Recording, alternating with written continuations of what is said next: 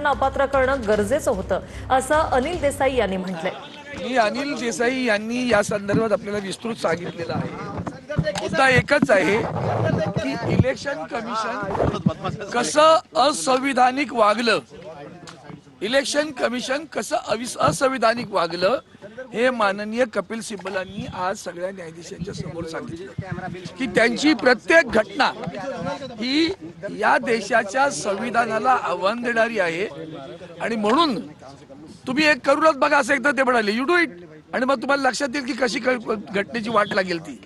घटना मानतच नाही मी मला जे येईल ते निर्णय देईन अशा पद्धतीचं इलेक्शन कमिशनचं वागणं होतं आणि ते पूर्णपणे घटनाबाह्य होतं असं त्यांनी आज या ठिकाणी स्पष्टपणे सांगितलंय।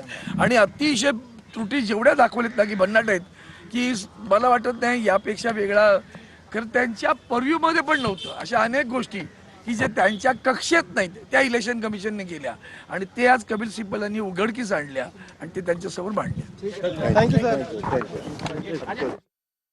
तर घटना मानत नाही अशा पद्धतीचं निवडणूक आयोगाचं वागणं होतं असं अरविंद सावंत यांनी म्हटलंय। निवडणूक आयोग कसं असंवैधानिक वागलं हे सिब्बल यांनी सांगितलं असं देखील त्यांनी म्हटलेलं आहे।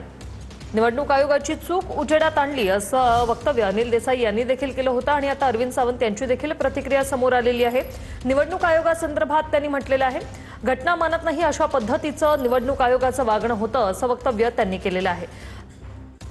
तर निवडणूक आयोगाची चूक उजेडात आणली असं देसाई म्हणतात। आता शिवसेना पक्ष आणि चिन्हावरील सुनावणी पुढील आठवड्यात होणार आहे। मंगळवारी किंवा गुरुवारी पुढील सुनावणी होईल। निवडणूक आयोगाने पक्षचिन्हाचा निर्णय देणं अपेक्षित होतं असं देखील ते म्हणाले आणि त्या सर्व आमदारांना अपात्र ठरवणं गरजेचं होतं असं देखील देसाई यांनी म्हटलंय।